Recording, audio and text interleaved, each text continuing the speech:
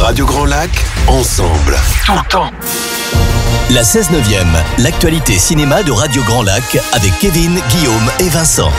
Et bonsoir à toutes et à tous et bienvenue dans la 16/9e, votre émission sur l'actualité cinématographique sur Radio Grand Lac 92.fm ou radiograndlac.com. Et ce soir, l'équipe est au complet. Guillaume et Vincent, bonsoir.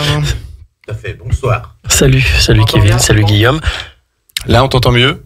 Oui, je crois qu'on m'entend mieux. Voilà. Désolé, et puis, on n'est pas tout seul. Hein. Oui, attention. Non, nous avons l'honneur, nous vous en parlions depuis quelques semaines, nous avons l'honneur de recevoir ce soir l'association Catra, représentée par 4 de ses membres, donc Anthony, Jacques, Catherine et Pierre. Bonsoir à vous. Bonsoir à vous. Bonsoir. Donc voilà, donc il y a beaucoup de monde autour de la table, mais nous sommes ravis de vous accueillir pour parler de la soirée du film court qui aura donc lieu au Cinéma Victoria ce vendredi à 20h, entrée gratuite, une présentation donc d'une 11 courts-métrages, mêlant donc fiction, animation ou bien documentaire. Et on nous avait parlé qu'il y avait par exemple en documentaire la rénovation du théâtre du Casino Grand Cercle, si je ne me trompe pas. Oui, la cage de scène du théâtre. La cage de scène du théâtre. C'est pas la totalité du théâtre. Bon. Ça, ce sera pour la suite. Oui. Voilà. On y reviendra en fin d'émission. Voilà. Donc, le programme de ce soir, donc comme d'habitude, en première partie, les sorties de la semaine. En deuxième partie, nous reviendrons sur nos avis des films sortis la semaine dernière. Cette semaine, 3. Blanche-Neige, The Altonites et Vermilio ou La Mariée des Montagnes. Un bon film se cache parmi ces 3 films, je vous laisse deviner lequel. Et en fin d'émission, nous allons donc consacrer notre focus de la semaine à l'association Catra et à la soirée du film court. On va commencer sans plus attendre par les sorties de la semaine. Donc j'ai cru comprendre que je commençais donc par Novocaine, qui sortira aux Toiles du Lac et au Pâté, de Dan Burke et Robert Olson avec Jack Quaid, Amber Midthunder et Evan Angst. Lorsque la fille de ses rêves est kidnappée, Nate, un homme ordinaire, transforme son incapacité à ressentir la douleur en une force inattendue dans son combat pour la retrouver. On écoute un extrait. Des nuits magiques. Oh oh oh! Tout le monde par terre! Ouvrez le coffre! Les flics sont déjà là, les gars! Faut prendre un otage! On bouge! Voilà, donc un John Wick un John Wick-like. Bon. Pourquoi pas? Ça me fait penser à James Bond, tu sais, le monde ne suffit pas aussi. Il sent pas la douleur. Renard. C'est vrai. Oui. Oh, d'accord. Avec, du coup, la particularité, c'est que l'acteur principal, c'est le fils de Dennis Quaid et Meg Ryan. Oui. D'accord. Ça se voit. Oui. Autre sortie, 100 millions de Nat Dumont avec Cadmerade, Michel Larocque et Jean-Louis Barcelona. Patrick, un ouvrier dans une imprimerie et leader syndical, hérite de 100 millions. Sa femme Suzanne, enfant de la bourgeoisie, qui a quitté son milieu d'origine par amour, souhaite profiter de cette fortune. Leurs enfants ne sont pas en reste, mais Patrick, lui, ne veut pas de cette richesse inattendue qui va modifier les comportements de ses proches jusqu'à lui faire perdre son travail et le soutien de ses collègues et mettre son couple en danger. On écoute un extrait. Ça se voit pas, je travaille. Tu vas travailler jusqu'à quand? Jusqu'à ce que j'ai tous mes trimestres. Bon, et les enfants, on leur donne combien? 5 millions chacun. Quoi? Ça colle pas vraiment à mes convictions. Tu peux aider les gens avec cet argent. Ou aller chez le coiffeur. Allez pour toi. Voilà. La comédie sociale de la semaine. Oui. Qui sera disponible aux Toiles du Lac et au Pâté. Qui reste un peu désormais incontournable maintenant, ces comédies sociales, on va dire. Oui, je cours pas Voilà. après. Bon, après, comme on disait avec Kevin, souvent, malheureusement, tous les tenants, les aboutissants du film se retrouvent dans la bande-annonce généralement, donc c'est un peu embêtant et un peu dommage. Un peu dommage. Mais pour la prochaine sortie, il y a un petit clin d'œil pour toi, Vincent, Ouais. du coup. Alors, c'est Les Condés, qui sort aux Toiles du Lac et au Pâté, de Nordine Sali et Riyad Luc Montel avec Nordine Sali, Ariles Amrani et Hichem Bougueraba. Quand la police n'y arrive plus à Marseille, le ministre de l'Intérieur décide de créer une brigade avec un salaire important pour motiver le plus de candidats possible. Au lendemain de l'annonce, une file interminable se forme devant les commissariats marseillais. Parmi les postulants retenus, un menteur, un endetté, un conspirationniste, un pseudo-rappeur et un raciste. Et si ces futurs agents devenaient la meilleure chance de l'école de police? Écoutez, pourquoi pas, hein? Extrait. À part le salaire, je crois qu'ils savent pas où ils ont mis les pieds. Est-ce que tu sais pourquoi en Algérie, il n'y a pas de piscine? Parce que ceux qui savent nager sont déjà tous en France. Voilà. Oh, ça peut être rigolo. Nouvelle comédie, donc produite par les frères Bougueraba, il me semble. Tout à fait, oui. Bah, en même temps, un film qui se passe à Marseille en ce moment, ils sont là, quoi. Autre sortie, je le jure, disponible au Victoria à l'Astrée, réalisé par Samuel Théis avec Louise Bourgoin, Marina Foïs et Julien Ernwein. À 40 ans, Fabio se laisse porter par le courant. Un peu largué, il trouve du réconfort dans l'alcool et un peu après, auprès de Marie, de 20 ans son aîné, avec qui il entretient une relation secrète. Un jour, il reçoit une convocation pour être juré d'assises. Il va devoir juger un jeune pyromane accusé d'homicide involontaire. On écoute un extrait. Juré numéro 14, Schumann Julia. Veuillez décliner vos noms, prénoms, date et lieu de naissance, adresse, profession s'il vous plaît. J'espère juste que c'est pas un pote à moi. Des tueurs en série, on a eu des bons ici, hein. Comment il s'appelait, Francis? Ouais, Décidément, c'est la mode, les films sur les jurés d'assises. Oui. C'est comment... Juré numéro 2 qu'on avait vu. Mais qui a mis un coup de pied dans la fourmilière. Palme d'or. Anatomie d'une chute. Anatomie d'une chute, oui. Puis il y avait Daniel Auteuil précédemment. Non, je sais plus quel. Le fil, extraordinaire. Voilà. Enfin, j'ai pas vu, mais. Enfin, les films de procès, on le vend en poupe. Oui. Le prochain film disponible au Victoria à l'Astrée, Le joueur de Go. Bonne chance. Alors, je vais laisser. Bonne chance. Non, mais je vais laisser l'expert nous lire de qui c'est et quel casting. Parce qu'il le fera beaucoup mieux que moi. C'est de Kazuya Shiraishi avec Tsuyoshi Kusanagi, Takumi Saito et Kaya Kiyohara. Bon. Voilà, il le fait beaucoup mieux que moi. Non, donc, ancien samouraï, Yanagida mène une vie modeste avec sa fille à Edo et dédie ses journées au jeu de Go avec une dignité qui force le respect. Quand son honneur est bafoué par des accusations calomnieuses, il décide d'utiliser ses talents de stratège pour mener combat et obtenir réparation. Pas d'extrait de bande-annonce puisqu'il n'y en a pas en français. Et ça avait le film de la semaine de Kevin. Ah, c'est le retour en grande pompe du film de samouraï. Je suis vraiment triste que le film de Takeshi Kitano soit toujours pas sorti. C'est vrai que tu l'avais vu à Cannes. Mais j'ai vu il y a plus de 2 ans, oui. Mais bon, bref, dommage. C'est un cinéma de qualité, moi je trouve, le cinéma japonais aussi, qui a de plus en plus, qui trouve de plus en plus ses lettres de noblesse chez nous. Il y a de tout, je trouve. Ouais. Comme partout, oui, forcément. Autre sortie, alors c'est Belladone et pas Beldon, attention, c'est les mêmes. Au Victoria, de Alante Cavaite, avec Nadia Tereskiewicz, Dali Ben Salah et Miu Miu. Dans un futur proche, sur une île coupée du monde, Gaël, 30 ans, prend soin d'un petit groupe de personnes âgées. L'arrivée d'un voilier fait revenir joie et vie sur l'île. Pourtant, Gaël doute des intentions des voyageurs, car les anciens se mettent à mourir les uns après les autres. On écoute un extrait. Rien ne me fera regretter le choix que nous avons fait il y a quelques années déjà. Merci à toi, cher Gaël, de nous supporter. Ça nous permet de saluer la présence de Patrick Chenet. Ouais, parce que c'était pas mentionné dans la bande. Non, parce c'est dans un rôle très secondaire. D'accord. Mais... J'ai échangé avec la voix inimitable. Voilà. Avec l'actrice principale, justement, elle me disait mais j'ai joué avec Patrick Chenet pendant plusieurs semaines sur une île. C'est un film un peu anticipation. Ouais, anticipation. Oui. On n'a pas dit plus pour ne pas spoiler, mais visiblement ça s'annonçait bien. Voilà, parce que Guillaume a plus d'un point commun avec Patrick Chenet, mais un des points communs, c'est qu'ils ont tourné tous les deux avec Nadia Tereskiewicz. Oui, je lui ai donné la réplique. Voilà. Chance là. Prochainement.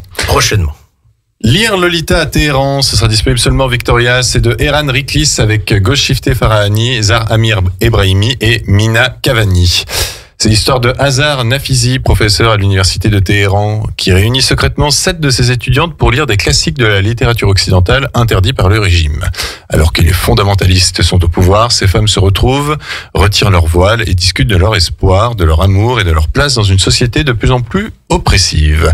Pour elles, lire Lolita à Téhéran, c'est célébrer le pouvoir libérateur de la littérature. Pas d'extrait de bande-annonce, mais un film très très très prometteur. Et un très bon casting, parce que Golshifteh Farahani et Zar Amir Ebrahimi.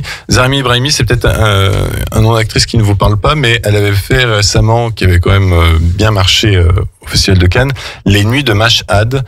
Et l'année dernière, elle était présente dans le film Tatami, qui avait aussi fait parler de lui. Voilà. Donc, j'ai un peu hâte de le voir. Dernière sortie, donc Les Contes de Kokkola, une trilogie finlandaise disponible au Victoria.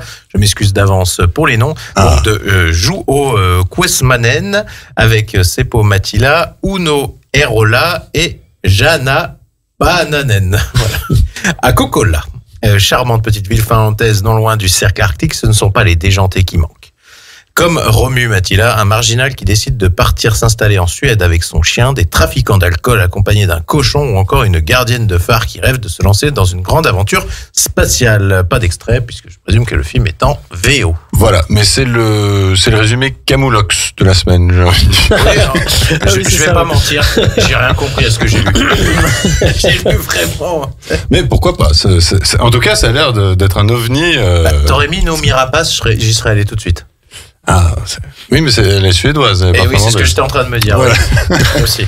Et du côté de nos amis de chez Cinéphilex, 2 films du patrimoine cette semaine. Un film de 1975, La Clepsydre, qui sera disponible mercredi, vendredi, dimanche et lundi au Victoria. C'est réalisé, alors là aussi, il va falloir que je m'accroche, Wojciech As avec Jan Nowicki, Tadeusz Kontrat et Irena Horska, l'histoire de Joseph qui vient voir son père en traitement dans un sanatorium.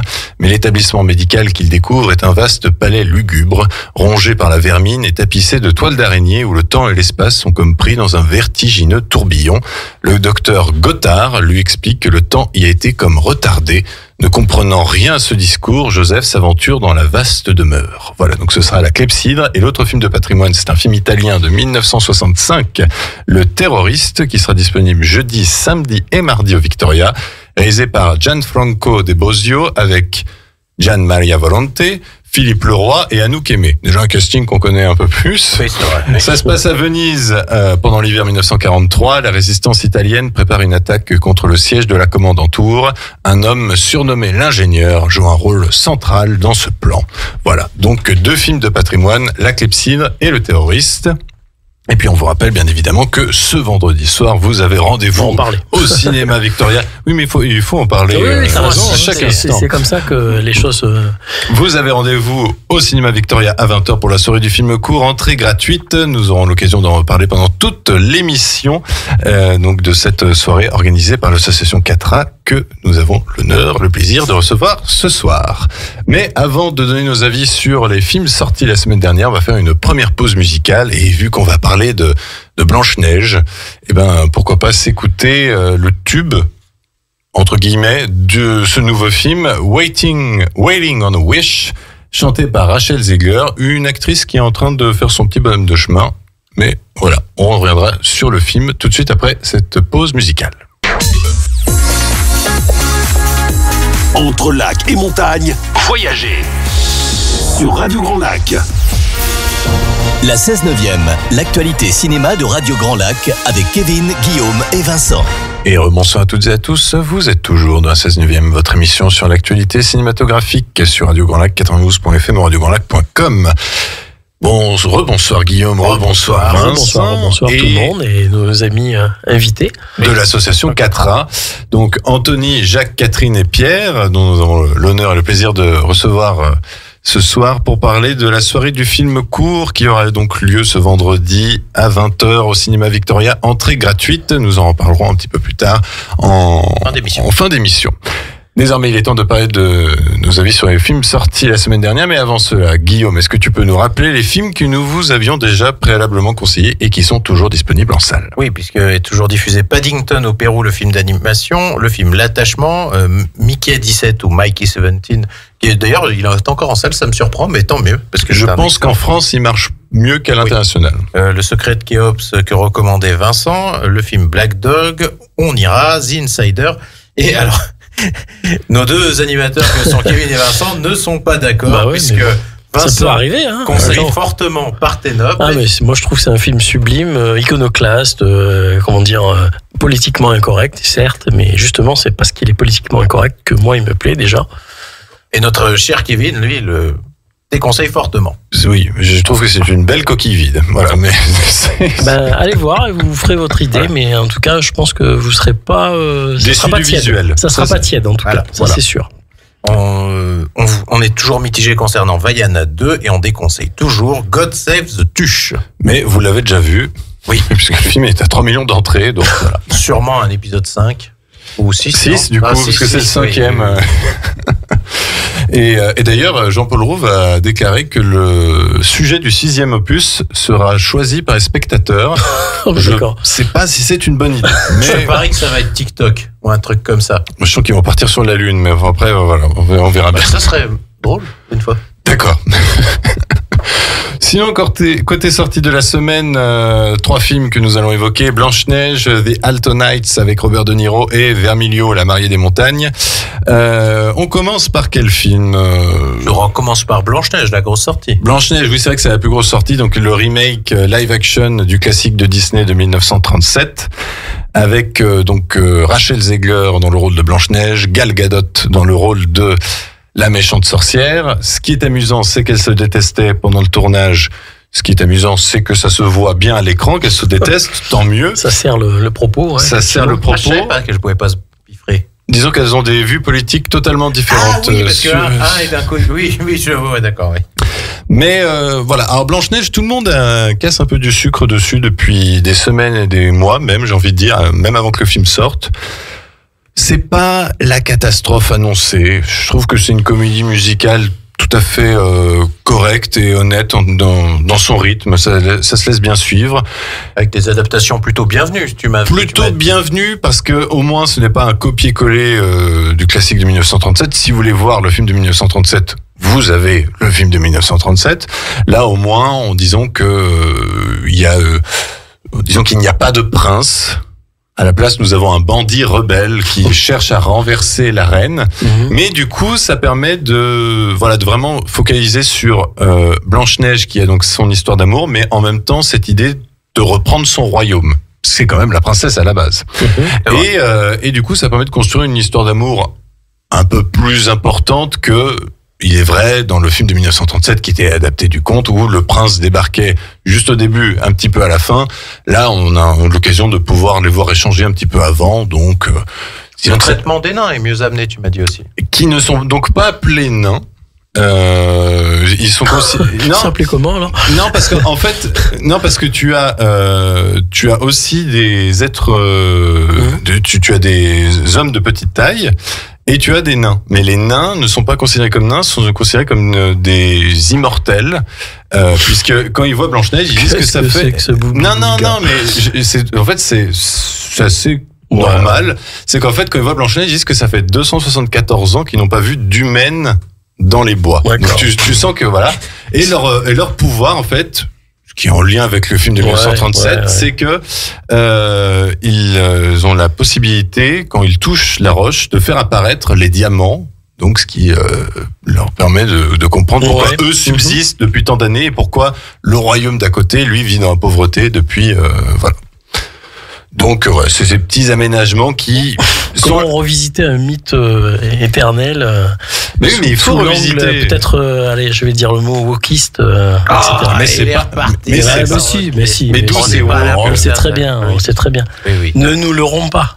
C'est pas grave. Hein. Mais t'aurais revoulu le film de 1937 Non, de toute façon, moi, j'aurais rien voulu du tout. Moi, je trouve que Blanche-Neige se suffit à lui-même au niveau du film d'animation. Après, de vouloir refaire ces mythes-là et puis les transformer quelque part à une sauce idéologique quelle qu'elle soit, je trouve ça pas terriblement intéressant. Enfin, c'est mon point de vue. On demandera l'avis aux petites filles qui sont allées voir, aux gamins qui sont allés voir les films, et on verra. C'est malheureusement c'est pas grave. Je suis pas d'accord, et pour quelqu'un qui a vu le film, je te dirais que c'est pas du tout le ressenti. Il en ressort quoi sur un plan artistique? C'est ça qui m'intéresse. Artistique, on retrouve bien il y a un charme un peu désuet on ressent le côté 1937 sur certains plans, tu vois. Ok. Sur le côté, on voit que la chaumière, c'est vraiment du studio. Alors je sais qu'il y en a qui ont dit oh là là, c'est du studio. Ils ont dit c'est du studio, c'est moche. Je dis oui, mais au moins c'est du studio, c'est pas du fond vert. Donc au moins il y a du tangible, il y a du véritable. Donc sur ce point de vue-là, je trouve que c'est plutôt assez correct. Donc c'est un énième remake live action Disney. Si vous n'êtes pas du tout intéressé, passez votre chemin. Si vous avez une petite curiosité, pourquoi pas, mais ce n'est pas du tout, évidemment, à la hauteur du chef-d'œuvre de 1937. Mais ça, on le savait même avant qu'il réalise le film. Oui. Autre sortie, The Altonites avec Robert De Niro. Oui, Robert De Niro de Barry Levinson. Donc un film qui était dans les cartons depuis 50 ans. On comprend mieux pourquoi justement qu'il n'avait jamais réussi à être produit, puisque ça revient sur l'amitié plutôt les rapports de rivalité entre Vito Genovese et Frank Costello. Et De Niro a la particularité d'incarner les deux personnages. Et ça, c'est... Ouais, voilà. J'ai envie de dire, non, c'est pas bon du tout. Le problème, c'est la narration, là, pour le coup. C'est que le film ne sait pas sur quel pied danser, mais la deuxième vitesse avant de revenir à la première, avant d'enclencher la cinquième, puis de revenir à la quatrième. C'est ça en permanence, c'est-à-dire qu'en termes de tempo, de narration, on ne sait plus si on est dans le passé, dans le présent, dans le futur. Enfin, c'est très compliqué. On essaie de nous apporter de la nostalgie sur un lien d'amitié que les deux personnages ont eu, sans nous le montrer que via des photos, ils auraient pu, justement, en castant des acteurs pour jouer les personnages jeunes, ce qu'ils n'ont pas fait. Et au final, on a juste leur rapport de rivalité à un instant T, et qui n'apporte, je trouve, pas grand-chose. La réalisation de Barry Levinson est vraiment simple. Oui, pas très inspiré. Pas très inspiré. Incrustation pas géniale.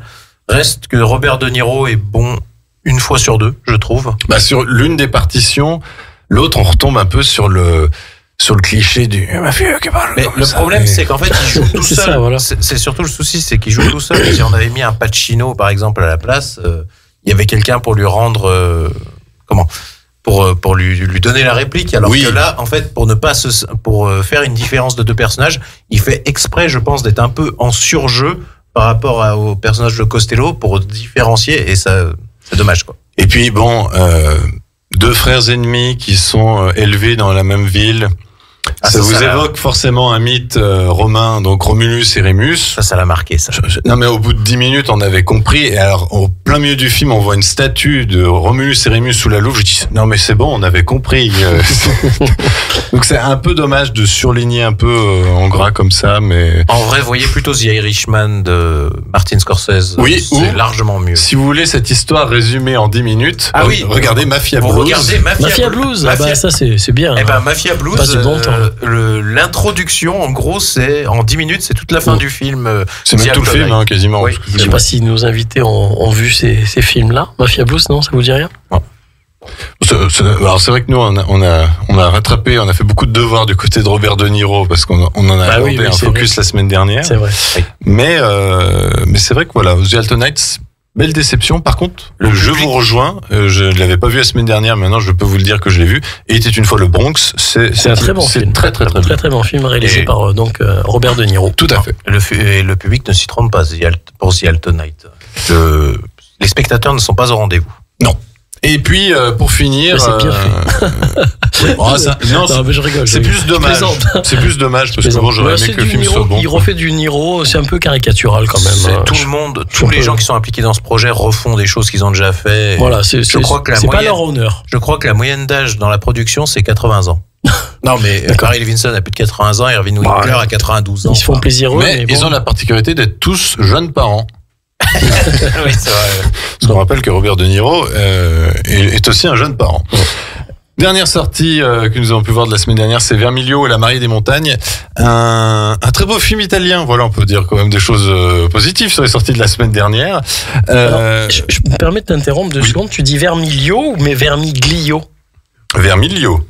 Vermiglio, d'accord. Oui. On dit pas le G, on prononce pas le G. Non. D'accord. Okay, non, c'était juste pour. Okay. C'est réalisé par Maura Del Pero et donc c'est un film qui se passe donc en Italie, dans les montagnes, les Alpes italiennes, et une famille très nombreuse, très nombreuse, c'est plus 7 à la maison. Hein, il y a 10 gosses quand même, d'où l'importance de l'invention de la télévision quand même, et donc à cette époque-là il n'y en avait pas, donc 10 enfants, et on va suivre un peu le chemin pas des 10 enfants, mais on va dire des aînés, et leur tribulation amoureuse lorsqu'un rescapé de la Seconde Guerre mondiale va débarquer dans le village et va venir semer le trouble, et donc voilà, amour, pas gloire et pas beauté. Amour, gloire et beauté, oui.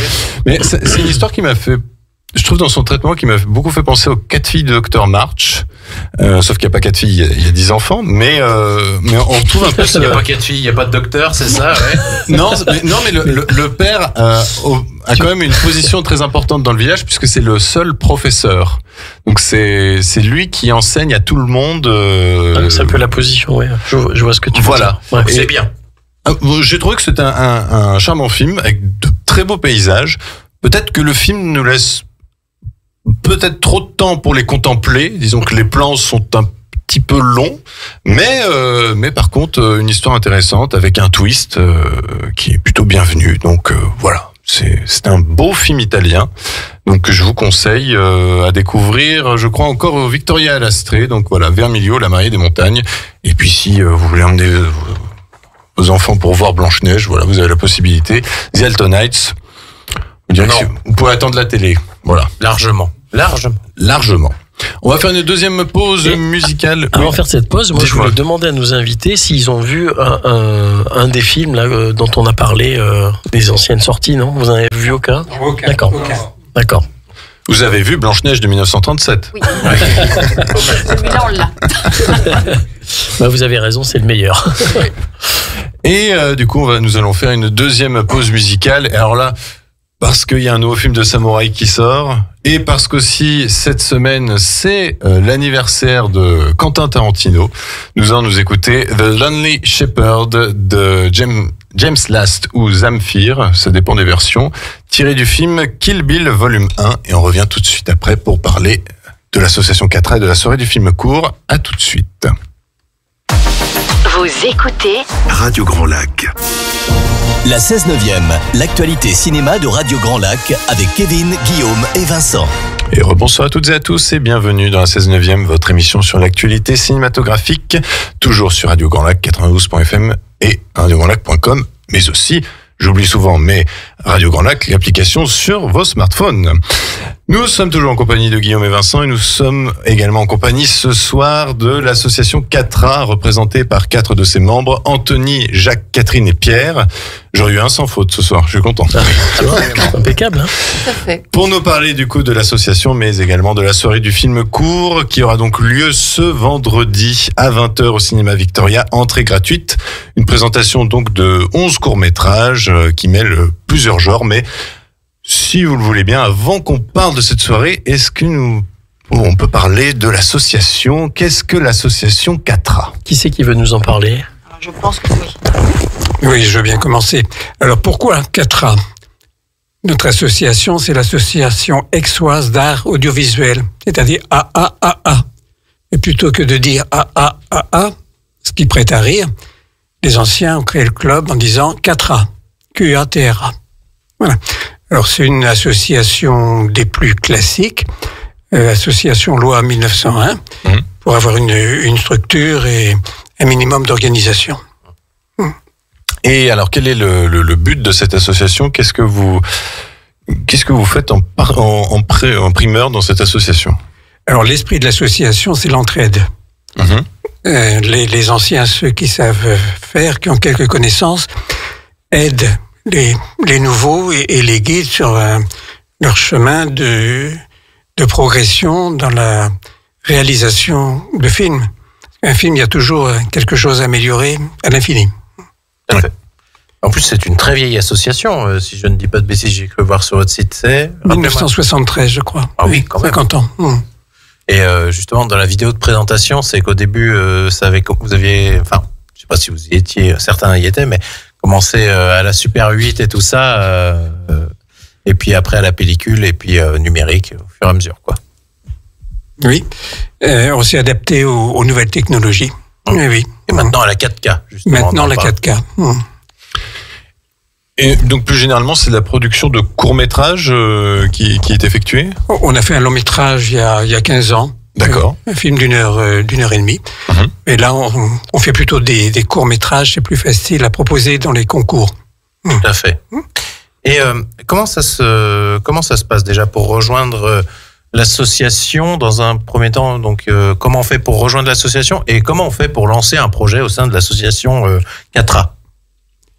Alors, rejoindre l'association, on a un site internet avec une possibilité de contact par mail. Et là où l'autre répond à la demande, et on accueille ceux qui font des demandes. D'accord, mais en général, la demande, c'est quoi? C'est des gens qui veulent apprendre le cinéma, le rudiment de la caméra, je veux dire, le scénario, des choses comme ça, ou qui veulent faire des films, qui veulent être acteurs, je veux dire, c'est quoi la motivation, quoi, en règle générale? Alors, l'association, ça peut aussi aider des gens qui veulent juste monter des films personnels aussi. Ça veut dire je peux venir avec mon scénario et vous m'aiderez à produire mon film. Voilà, on va pas le produire à votre place. Oui. Par contre, on va vous aider à le produire. À mettre en place. Voilà, on va proposer les outils nécessaires à l'amélioration, et à créer le film. D'accord. Ça, c'est une très bonne chose, justement. Donc, pour nos auditeurs, si certains ont des idées. Et alors, j'ai cru voir sur le site que il y a une proposition d'un certain nombre de formations. Oui. De petites formations.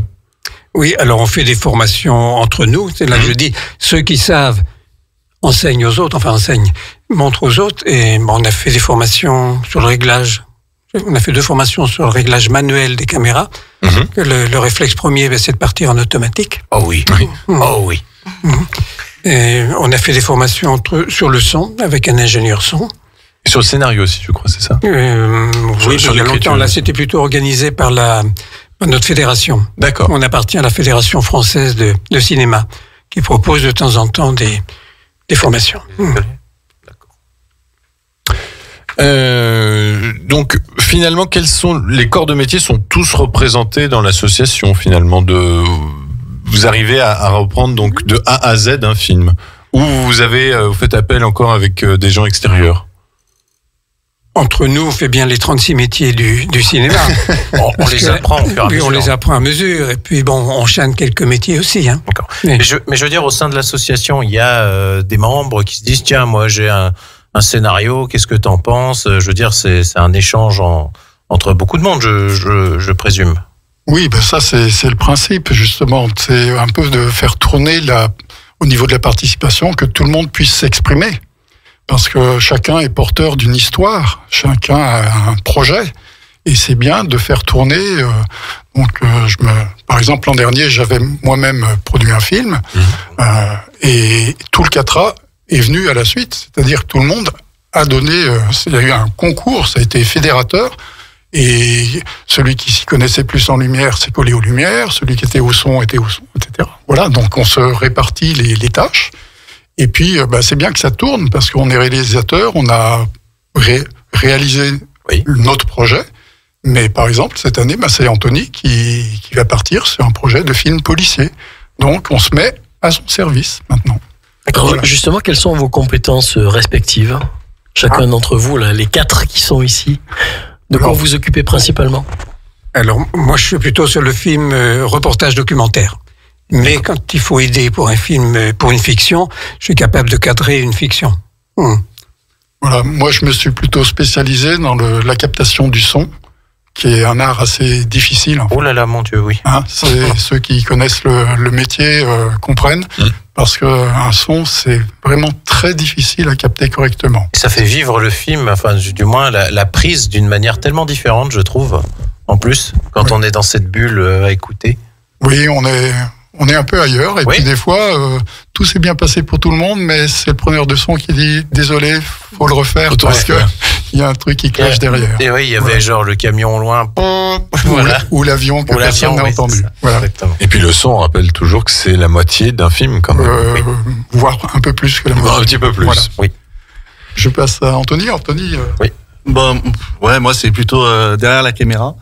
Voilà, après aussi à la régie, aussi surveiller des fois par rapport le film à Jacques, j'étais plutôt derrière les écrans, vérifier qu'il n'y ait pas ça soit pas trouble, que ce soit bien cadré, et surveiller aussi tout ce qu'il y a dans cet écran-là, parce que on parle du son, mais des fois on peut avoir aussi des reflets dans un miroir, on peut avoir pas mal de choses, on se rend pas compte. Un oubli dans le cadre. Un faux raccord. Une pelle, par exemple, sur le dernier.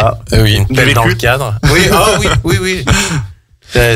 Le cadre paraissait beau, et puis après, au dérochage, t'as vu ce qu'il y a dans le fond? Et Catherine, alors, la particularité? Eh bien, pour moi, c'est plus la post-production, en fait. C'est le montage qui m'intéresse particulièrement. Voilà. Donc, j'aime bien également participer à toutes les étapes et aider sur le plateau. Elle aime bien le script aussi. Oui.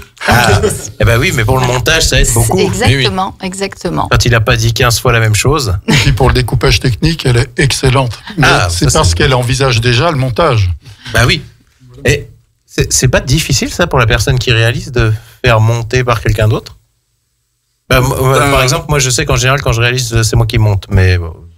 c'est toute l'importance du découpage, c'est qu'on se mette d'accord dès le départ. Ça évite qu'à la fin on se dispute. On se dispute jamais, mais... Si par exemple Catherine a une idée de la manière de présenter l'histoire, je sais pas, d'accélérer le rythme, mais toi par exemple, tu dis non, je préfère que ce soit plus calme. Comment ça se passe? C'est le réalisateur qui a le dernier mot à la fin? À la fin, c'est toujours le réalisateur. Ouais. D'accord. Et question, parce que moi, ma particularité, normalement, c'est l'acting. Il y a personne qui sait à l'acting ici, devant la caméra? Qui ont joué, non? Quand vraiment on manque d'acteurs. On fait un petit peu les bouches-trous sur ce C'est ça. Oui, c'est quand il n'y a personne. On a besoin d'un figurant, oui. C'est ça. Ça peut se produire, oui. Exactement. Et en moyenne, combien il y a de productions par an?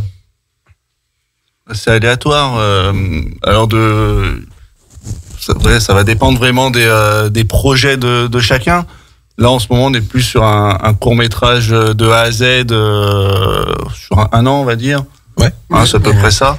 Et puis après, par contre, il y a toujours des petits des reportages aussi. Hein. Il y a beaucoup de reportages qui sont filmés en parallèle. C'est plus un peu des documentaires quelque part. Voilà, d'accord.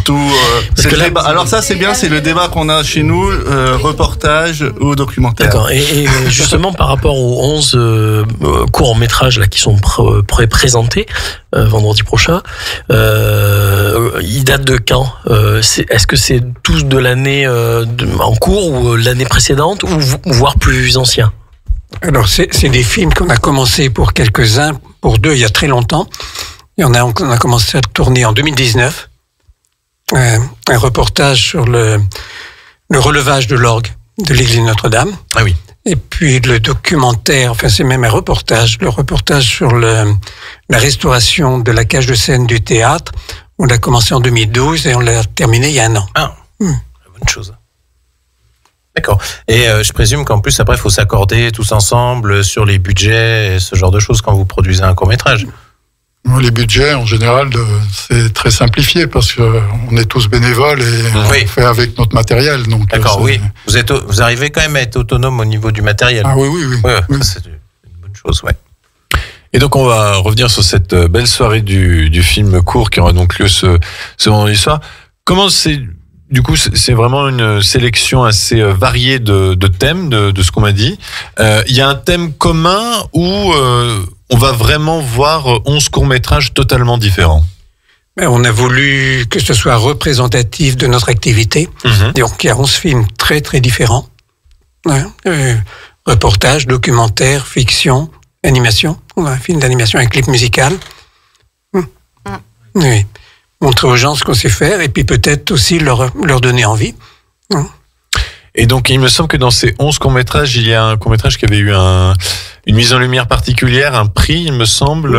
Oui, le film J'aurais aimé te le dire.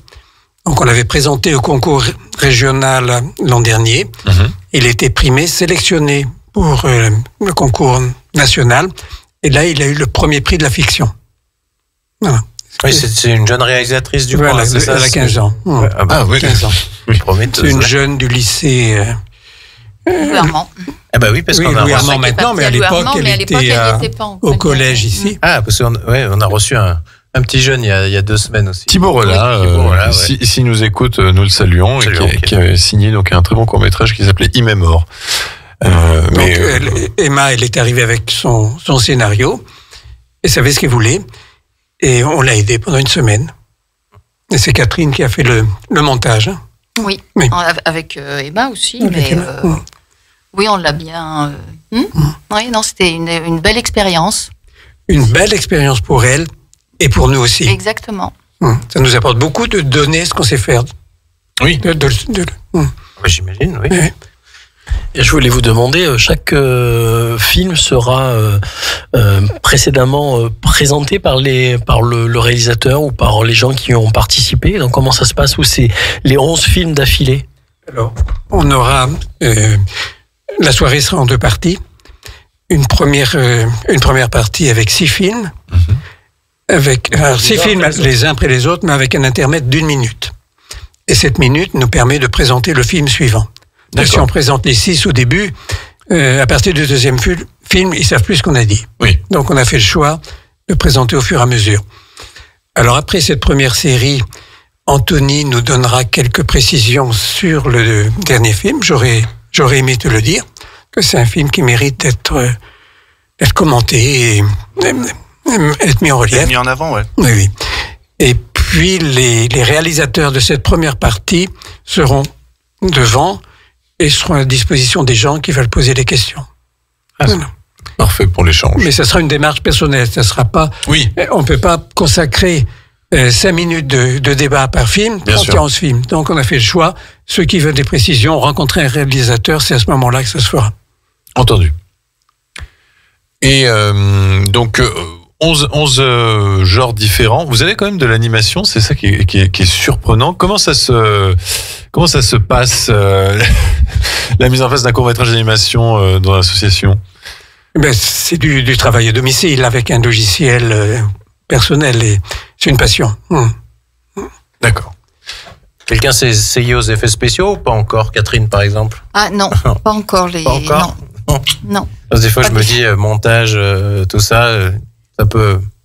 Oui, ça peut non, être en lien, on n'a encore pas eu de scénario qui proposait de travailler les effets spéciaux. Ah mais ça, si tu demandes, on peut trouver. Hein. Bon, pas de problème. Ils mettent un petit fond vert pour la prochaine scène et puis voilà. Alors, fond vert, on a déjà fait pour quelqu'un, mais pas encore pour les effets spéciaux, effectivement. Et il arrive qu'il y a je sais pas, quelqu'un qui soit pas d'accord avec le scénario, qui le trouve mauvais quand vous faites le choix, quelque chose, ou ils disent non, j'aimerais pas participer, ou je sais pas, le thème ne lui parle pas, quelque chose comme ça. Bah, tout le monde est libre en fait. On n'oblige personne à participer à chaque étape du film. Hein. Chacun est libre. On est une association, voilà. D'où la complexité des fois, faire tout le monde au bon moment et voilà. Ça c'est pas simple non plus. Une de nos activités aussi, pour compléter, on fait aussi de nombreuses réalisations pour les associations, pour leurs événements. Ça, des vidéos de présentation, oui, des reportages sur leurs activités. Je peux parler de Saint-Inard, l'événement qui a eu lieu à Brisson-Saint-Innocent, avec des peintres amateurs, peintres professionnels. Donc un documentaire reportage sur 48 heures. Il y a énormément de reportages. Quelqu'un d'entre vous était journaliste ou avait fait des reportages auparavant, ou c'est vraiment... Non, on s'est formé sur le tas comme ça. Oui. Mais tu sais qu'il y en a qui apprécient le format aussi, documentaire-reportage. Oui. Ça, c'est quelque chose aussi... Après, le vaste débat, est-ce du cinéma ou pas? Tu sais qu'on a déjà eu ce débat avec un ami journaliste. Sur le documentaire. Et dont la conclusion avait été que dès lors qu'il y a une intention, dès lors qu'il y a une vision, le documentaire est cinéma. Dès lors qu'il y a une direction artistique, en fait, c'est influencé, donc voilà. C'est du cinéma, oui. Voilà. C'est un genre à part, quoi, voilà. Tout à fait. Oui, mais tu peux montrer, quand tu as un documentaire ou quelque chose, tu peux influencer dans la direction que tu veux, je pense. Ben, c'est subjectif. Et on fait aussi pas mal de captations de spectacles. C'est-à-dire qu'au Théâtre du Casino, par exemple, on a bien nos repères, mais on a participé à la captation des Petites Étoiles, on a participé à la captation le spectacle des Misérables du Conservatoire l'an dernier, c'était un spectacle magnifique. Donc on a contribué à filmer et le montage est vraiment très réussi. Et dernièrement, on a filmé pour la compagnie Itartufi, on a 2 spectacles, on a filmé Les Brèves de Trottoir, et puis La Soupière, leur dernière, ils ont pendant 13 mois, ils ont joué cette pièce. Et puis pour la dernière, ils ont dit est-ce que vous pouvez nous l'enregistrer quoi. C'est bien. Et ouais, ça fait un montage franchement qui est chouette. Quoi. Et pour le coup là, il y a un véritable challenge au niveau du son. Justement, parce que la captation du son, c'est quand même quelque chose en live, on va dire. Voilà, en théâtre. Et en fait, on triche un peu parce qu'on prend le son de la régie aussi. On a le son de chaque caméra. D'accord. On a des enregistreurs sonores séparés. Et puis, on capte quand même le son de la régie aussi, avec des micros qui sont vraiment sur scène, en bordure de scène. Oui, il n'y a pas un petit micro ou deux planqué sur la scène aussi, oui, je présume. Oui. Et parce que sinon, c'est très difficile. Ouais. C'est très difficile. Je me doute. Et voilà. Donc, il y a plein de montages qui sont pour des associations, en fait. C'est des échanges de bons procédés. D'autant plus que, par exemple, les Itartouf, ce sont des acteurs. Et quand on a besoin, Anthony, par exemple, pour son policier, il avait besoin d'acteurs et d'actrices. Eh bien, c'est vrai que comme on se connaît maintenant, forcément, la passerelle est créée et il y a plein d'acteurs qui ont joué dans son film. Oh là, vous en avez 3 supplémentaires, si vous voulez. Et vous êtes combien au sein de l'association, à peu près? Oui, on est 19. 19. Pas mal. Oui. On était 25 à peu près avant le Covid. Et puis en fait, on a quand même maintenu une activité. Pendant le Covid, on était en visioconférence à prévoir des projets futurs, à anticiper. Et c'est une des associations qui est restée très, très vivante. On avait travaillé le réglage manuel des caméras en visio. En visio. On a eu des cours avec un professionnel, des cours sur la maîtrise du son, justement, de l'enregistrement, de la restitution, du mixage. Donc non, on n'était pas restés les deux pieds dans le même sabot. On était chacun cloîtré chez soi, mais en liaison avec tout le monde.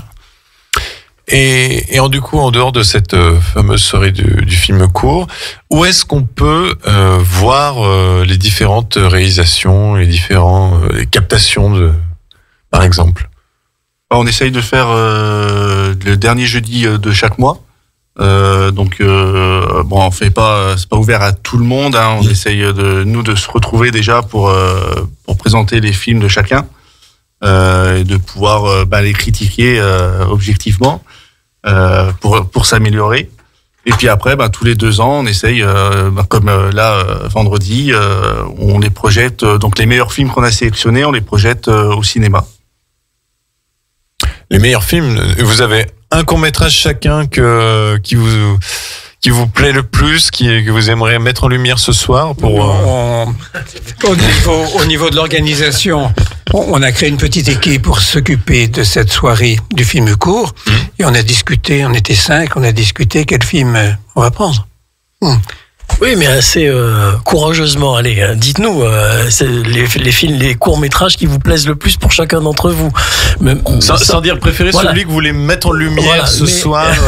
Sans vouloir vexer les collègues. Pour donner envie au public aixois. Pour moi, c'est J'aurais aimé te le dire, le film d'Emma. D'accord.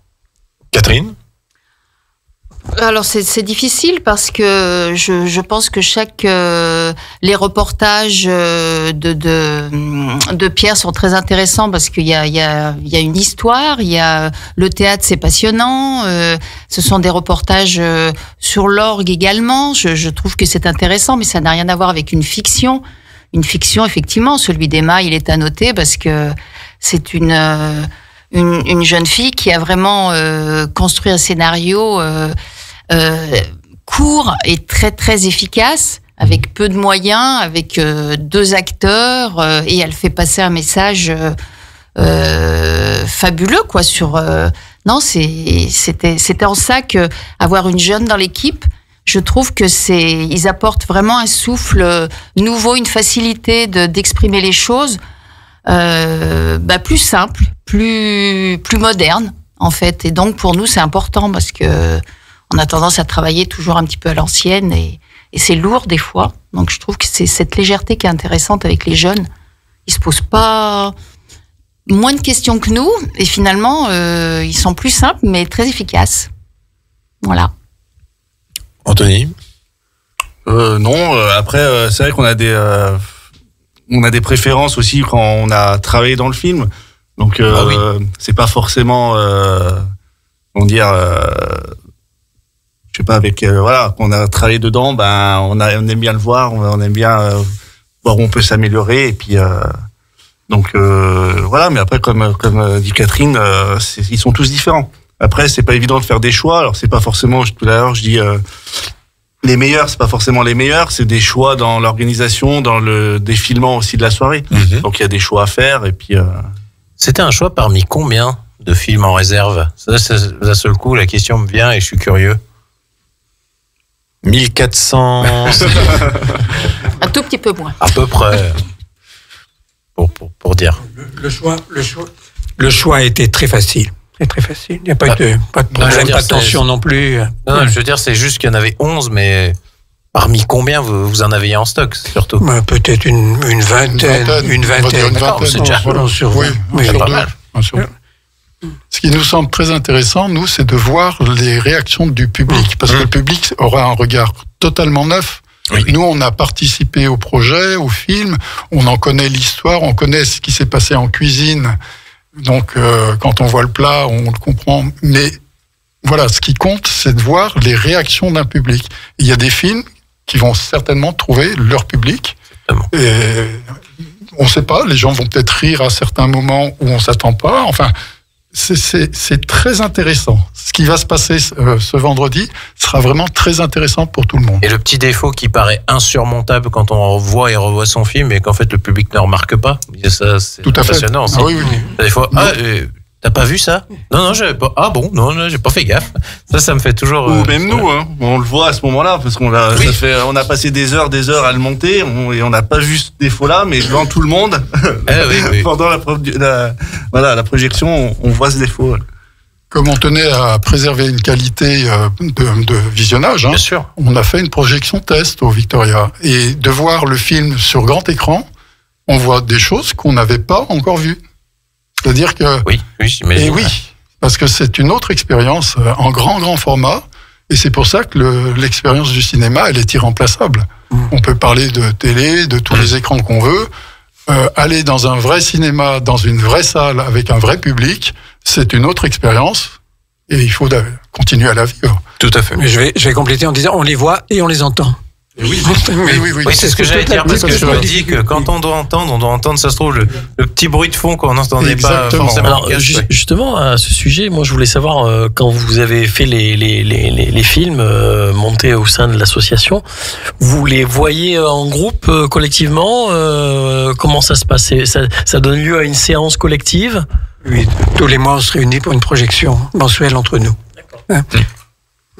Oui, et cette projection, elle donne lieu à des critiques, mais des critiques qui sont constructives. Oui, j'entends bien. On dit, tiens, pour améliorer, il y a encore ci ou il y a encore ça que tu peux, tel paramètre que tu peux sur dans la bienveillance. Voilà. Dans la bienveillance. Tout à fait. Mais ça peut être une version de travail en fait. Oui. D'accord, c'est pas la version. Oui, on cherche toujours à s'améliorer. D'accord, c'est genre, tiens, là, améliore ça. Ok. Oui, parce que forcément, gagner en qualité, forcément. Ça, c'est ce qu'on cherche. Et en tout cas, nous avons très hâte de découvrir du coup ces 11 courts-métrages à la soirée du film court qui aura donc lieu ce vendredi soir à 20h au Cinéma Victoria. On vous rappelle que l'entrée est gratuite et nous espérons que vous serez site internet aussi. Et le site internet de l'association 4A qui est très complet. Fait par Anthony, du coup, on me dit. Oui, fait, et entre autres, parce qu'on l'a fait justement pendant le Covid. Donc, on a travaillé en équipe à distance pour maintenir les liens. C'était un bon travail, un bel atelier qu'on a fait à plusieurs et qu'on continue à essayer de maintenir vivant. Et on peut rappeler l'adresse du site Oui. 4A vidéo. D'accord, mais en tout cas, on mettra l'adresse du lien en description sur le replay de l'émission. Sur le replay YouTube. Voilà, je vous remercie d'avoir accepté notre invitation et d'être venu. Merci à vous de nous avoir reçus. Merci. Côté programmation à la radio demain, 3 émissions. L'émission Le Jeu du Mouvement présentée par Joe de 12h15 à 12h30. L'émission Destination Bien-être présentée par Anaïs de 13h à 14h. Et l'émission Place au Possible présentée par Camille et Julie de 16h à 17h. Je voulais juste rajouter quelque chose. N'hésitez pas à revenir s'il y a des prochaines, pour les prochains courts-métrages pour les diffusions. Et par hasard, si vous avez besoin de diffuser pour les annonces de casting, je me dis aussi qu'on pourrait vous le faire également. Tout à fait, c'est pas bête. Bien. Je sais. Merci beaucoup. Bien vu. On pourra faire à l'ancienne un appel général. Nous cherchons un homme de 30 à 45 ans Mais non, nous sommes à votre disposition. Et donc nous allons nous quitter sur une dernière pause musicale. Alors vous allez voir que j'étais très inspiré, n'est-ce pas, puisque je me suis dit Cadmerade sort un film demain. Oh, le lien. Quelle musique avec un film de Cadmerade. Du coup je me suis dit les choristes voient sur ton chemin, pourquoi pas, on l'entend peu ces derniers temps. Donc on va se quitter sur Voix sur ton chemin des choristes. D'ici là, portez-vous bien, passez une très bonne semaine et surtout allez au cinéma. Ciao ciao.